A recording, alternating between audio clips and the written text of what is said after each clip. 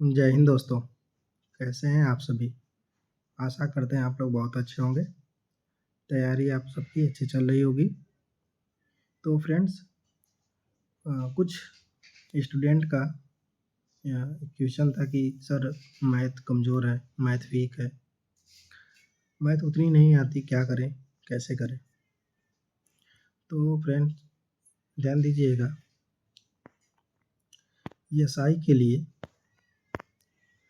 SI के लिए और कांस्टेबल के लिए, जेल वार्डर के लिए, तीनों के लिए मैं बता रहा हूँ कि क्या करना है। अगर आपकी मैथ वीक है तो कैसे करें, कैसे सब कवर करें, कैसे अच्छा नंबर लाएं ताकि आप लोग का सिलेक्शन हो सके। तो आइए समझते हैं। देखिए,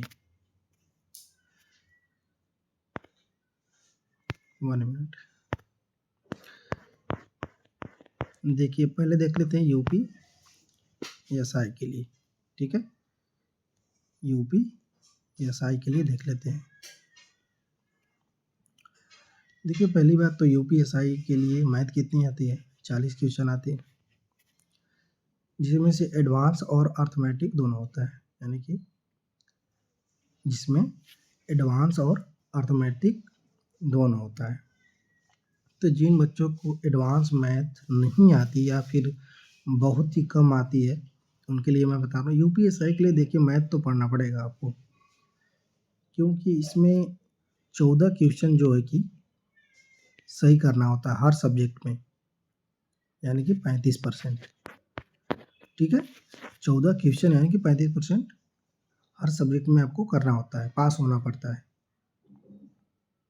मिनिमम, तभी आप मतलब आगे के लिए क्वालिफाई करेंगे। ठीक है, तो यूपीएसआई के लिए भाई मैथ तो आपको थोड़ा सा ध्यान देना पड़ेगा, पढ़ना पड़ेगा। ठीक है, तो आइए समझते हैं। मान लीजिए कि यूपीएसआई के लिए कोई बच्चा है जो एडवांस मैथ नहीं जानता, एडवांस मैथ बहुत कम आता है, तो मैं उस बच्चे के लिए बता रहा हूँ कि पहले आप अर्थमेटिक कंप्लीट कीजिए। ठीक है, अर्थमेटिक जो है कि जितना हो सके 2 बार 3 बार, जितना हो सके उसको रिपीट कीजिए हर चैप्टर। और चैप्टर से शुरुआत कहाँ से करना है? प्रतिशत से। ठीक है, प्रतिशत से पढ़ना है चैप्टर की शुरुआत, यानी कि पहला चैप्टर आपको प्रतिशत पढ़ना है। मैंने बताया है पिछले वीडियो में, इसमें भी बता दे रहा हूँ। और दूसरा पढ़ना है आपको सीआई, यानी कि चक्रवृद्धि ब्याज। ठीक है, दूसरा चक्रवृद्धि ब्याज पढ़ना है, यानी कि पहले अर्थमेटिक कंप्लीट कीजिए। अर्थमेटिक में जो इम्पोर्टेंट चैप्टर हैं, जो आपको समझ में आ रहे हैं, उसको, जो नहीं समझ में आ रहे उसको 2 बार 3 बार रिपीट कीजिए, आप समझ में आ जाएगा आप सभी को। तो दूसरा हो गया सीआई। और तीसरा नोट करिए, तीसरा चैप्टर नोट करिए,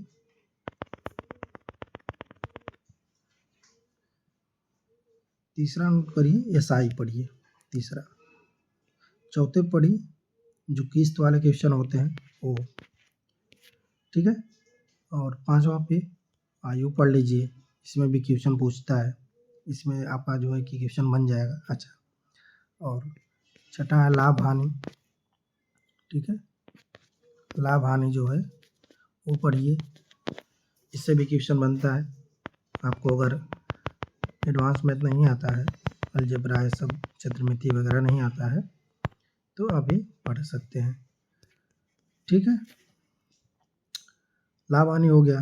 उसके बाद फिर छूट हो गया, डिस्काउंट, जो छूट बट्टा जिसे बोलते हैं, बट्टा पढ़िए, इससे भी क्वेश्चन बनता है।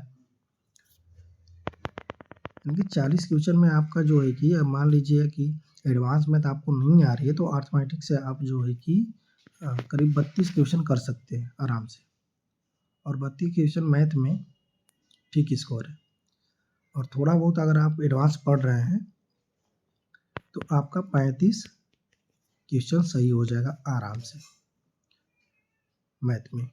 ठीक है, समझ रहे हैं मेरी बात को? तो पहले अर्थमेटिक खत्म करिए, छूट बट्टा हो गया। उसके बाद टाइम वर्क, समय और काम होता है, टाइम वर्क चैप्टर। ठीक है, इसे पढ़िए, इससे भी क्वेश्चन बनते हैं। ठीक है, और समय दूरी है, समय दूरी हो गया, इससे भी बनते हैं क्वेश्चन। अगला नोट करिए, ये सब नल टंकी है, सब बढ़िया की जो है कि चैप्टर बढ़िया है अर्थमेटिक के लिए। जो नल और टंकी हो गया, इससे भी क्वेश्चन बनते हैं बढ़िया। ठीक है, एक दो क्वेश्चन तो आ ही जाते हैं। नाव धारा हो गया, इससे भी क्वेश्चन बनते हैं। ठीक है, नाव धारा हो गया। इसके बाद मिश्रण, जो मिश्रण होते हैं, मिश्रण चैप्टर होता है, इससे भी क्वेश्चन बनता है, तो इसको भी नोट कर लीजिएगा अर्थमेटिक में। अनुपात हो गया, अनुपात समानुपात, अनुपात समानुपात, अनुपात समानुपात हो गया। अगला नोट करिए, औसत हो गया।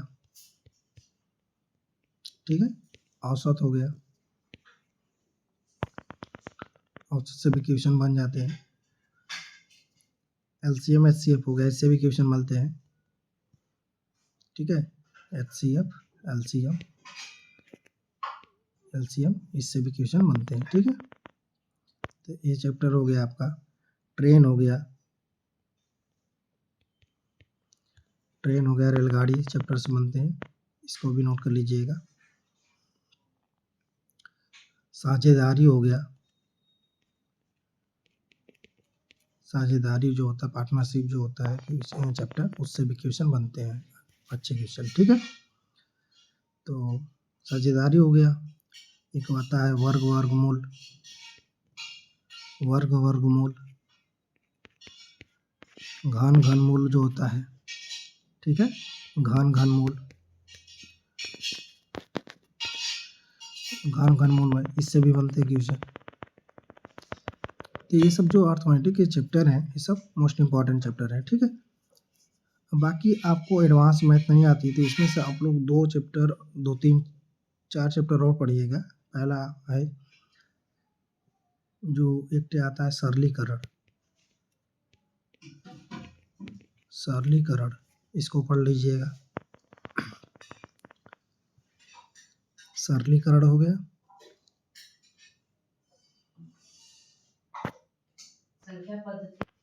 एक चैप्टर और है नंबर सिस्टम, जो संख्या पद्धति जिसे बोलते हैं।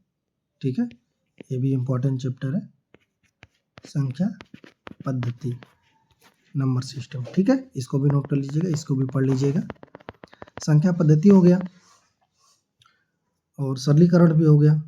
और एडवांस मैथ में अगर आपको बिल्कुल नहीं आता तो बस एक चैप्टर बस पढ़ लीजिएगा, एक बीजगणित, जो अलजेब्रा है ना, अलजेब्रा जो है बीजगणित, इसको पढ़ लीजिएगा, बाकी आपका काम हो जाएगा। ठीक है, बाकी जो अर्थमेटिक के जो चैप्टर है उसको अच्छे से पढ़ लीजिएगा, ताकि उसके क्वेश्चन जो है आए तो आप लोग अच्छे से कर पाए, छूटना नहीं चाहिए। ठीक है, तो आपका यूपीएसआई में तो मैथ तो पढ़ना पड़ेगा। अगर आपको एडवांस नहीं आती तो अर्थमेटिक आपको अच्छे से पढ़ना पड़ेगा। ठीक है, ठीक है ना। तो ये हो गया यूपीएसआई के लिए। अब कांस्टेबल के लिए समझिए, यूपी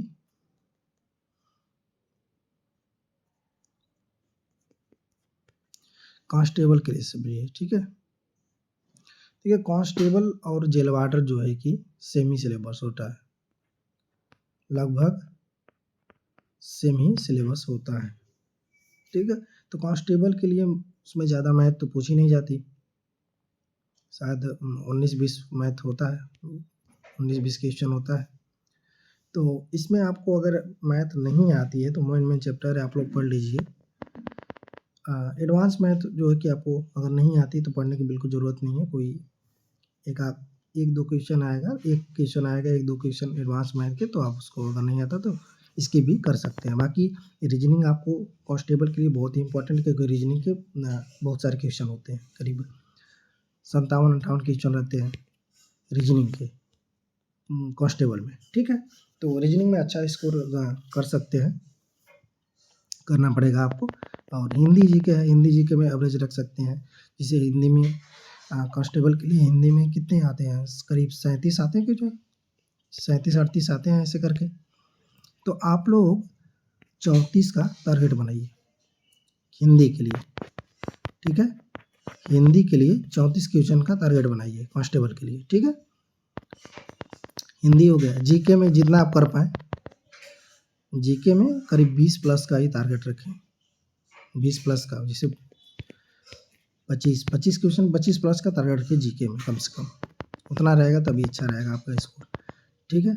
तो मैथ अगर मान लीजिए कांस्टेबल का कोई छात्र है, कोई स्टूडेंट है, तो मैथ अगर नहीं आती है तो उसको जो है कि प्रतिशत हो गया, चैप्टर का नाम बता लिखिए, प्रतिशत हो गया, चक्रवृद्धि ब्याज हो गया, साधारण ब्याज हो गया, किस्त हो गया, आयु हो गया, लाभ हानि, छूट बट्टा, समय काम, समय दूरी, नल और टंकी, नाव और धारा, मिश्रण हो गया, अनुपात हो गया, समानुपात हो गया, औसत हो गया, एलसीएम एचसीएफ हो गया, ट्रेन हो गया, साझेदारी हो गया। इतना चैप्टर आप लोग जरूर पढ़ लीजिएगा कांस्टेबल के लिए, ठीक है फ्रेंड। तो समझ में आया। अगर मैथ आपको नहीं आती है तो डांटने की बात नहीं है, आप लोग उसको कवर कर सकते हैं, लेकिन यूपीएसआई के लिए आपको मैथ पढ़ना ही पड़ेगा, ठीक है। कंपटीशन बहुत ज़्यादा है, थोड़ा सा ध्यान देना पड़ेगा आपको, ठीक है फ्रेंड। तो कोई भी डाउट हो आप लोग कमेंट कर दीजिएगा, मैं डाउट आपका क्लियर कर दूंगा, ठीक है फ्रेंड। थैंक्स फॉर वॉचिंग, मिलते हैं अगले वीडियो में।